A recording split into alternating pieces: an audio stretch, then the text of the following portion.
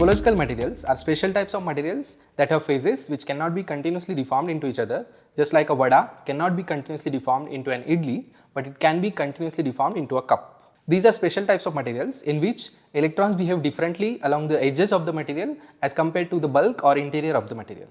They have special edge states where the resistance to electrons in these states becomes zero, resulting in perfect transfer of electrons with very little energy loss based on their topological properties and their topological invariants.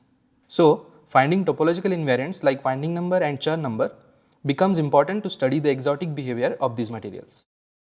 Experimentally, edge states are probed by studying the electronic structures using spectroscopy techniques like ARPES and STS.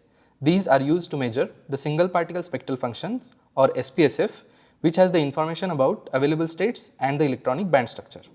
Currently, there are not many easily accessible ways to probe topological invariants.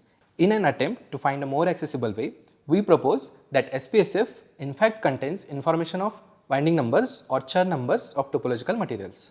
We theoretically analyzed simple one-dimensional and two-dimensional systems of 5 diverse models.